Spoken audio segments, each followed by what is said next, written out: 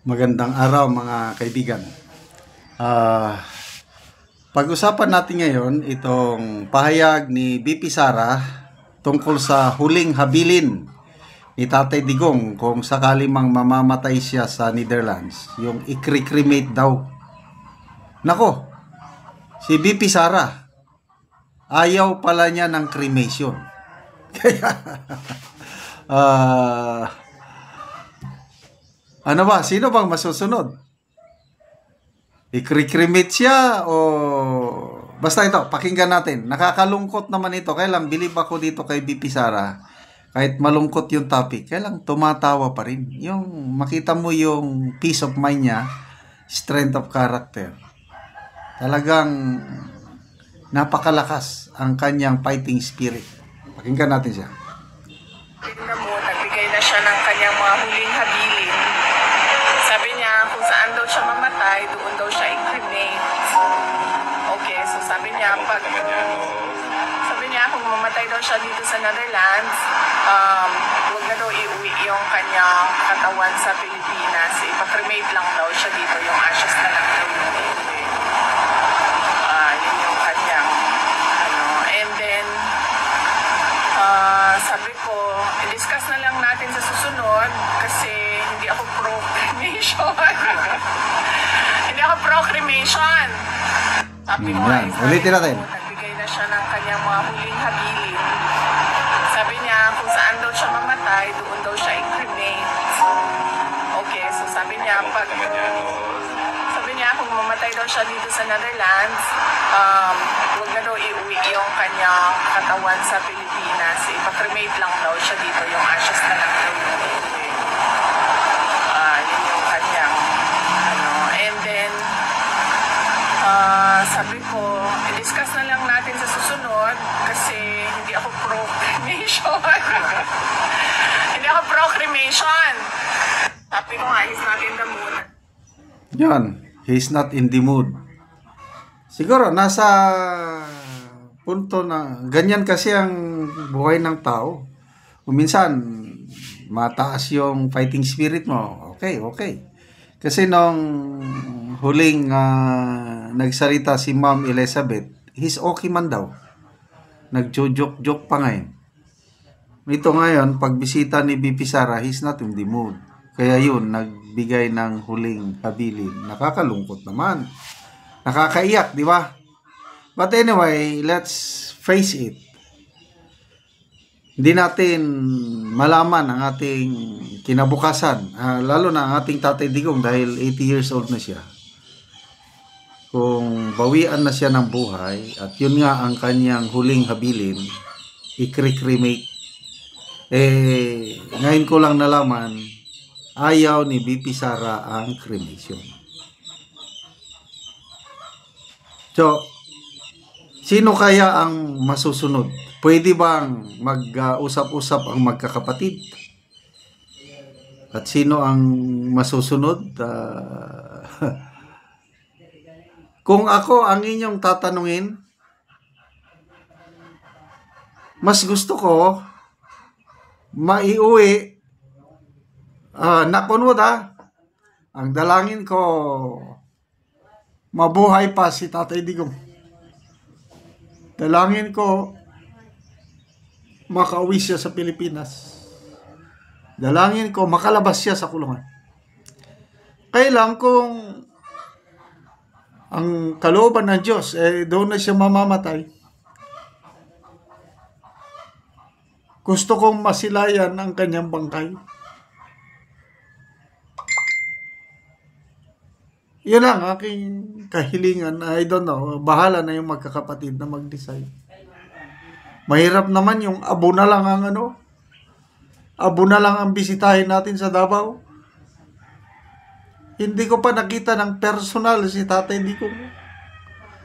Standi lang ang nakapapicture ako nung nagbisita ako sa Davao. Doon kami natulog sa isang hotel. Nandun. May standi siya doon. Doon, nagpa-picture kami. Yun lang. Yung bahay niya, yung greenhouse, yun, nakita ko, 2017. But personal, wala pa.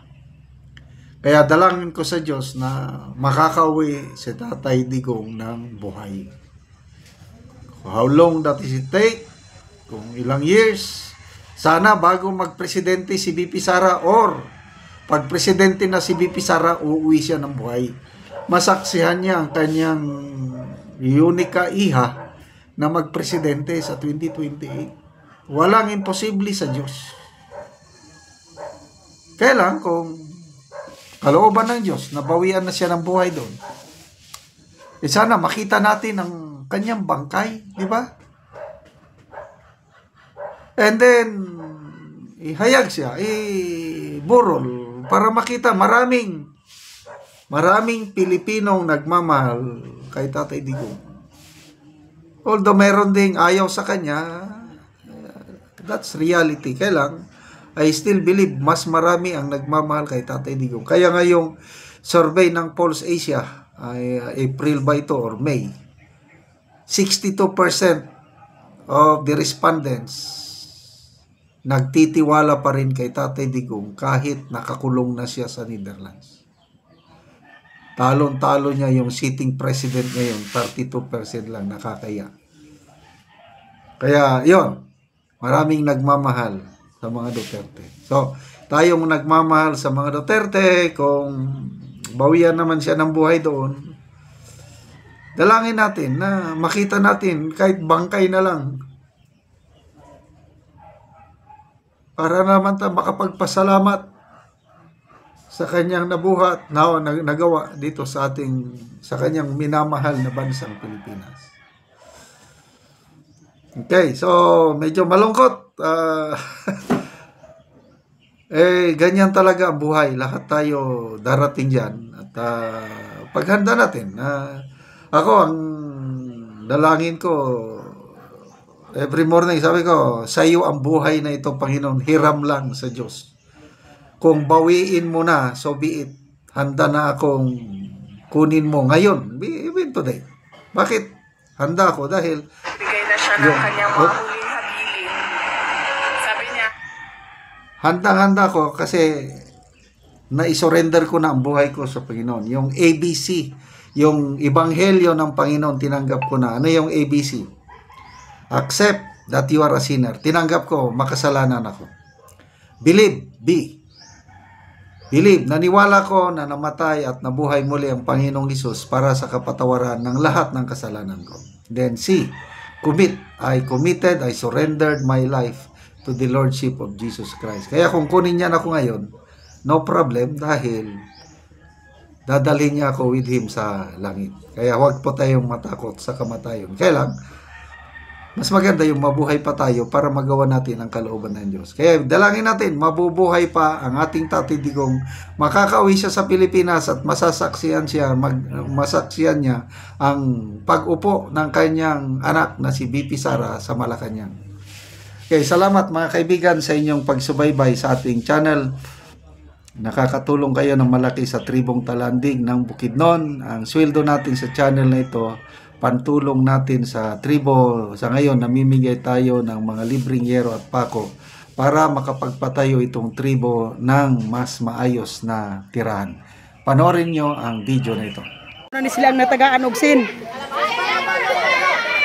Og busy kayo sila, kay dagan man pud sila nga natagaan og yero.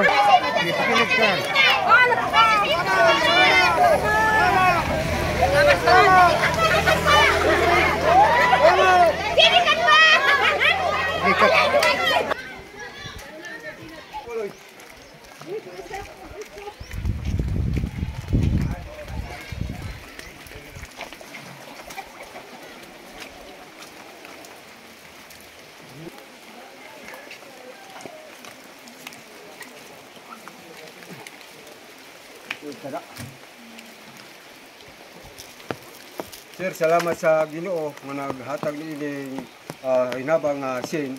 Hinautod ta sir nga magkauban ta kanon na hinautod ta sir nga tas ang kaong kinabuhi ay walay mitupong sa gawom sa atong Dios nga makagahom.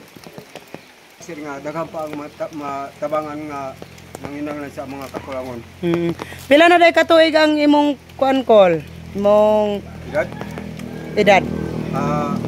City ako yan karon. 57 na ka. Oo, City na ko. Pila ka buok imong anak kol? Siyam. Siya mang imong anak. Oo.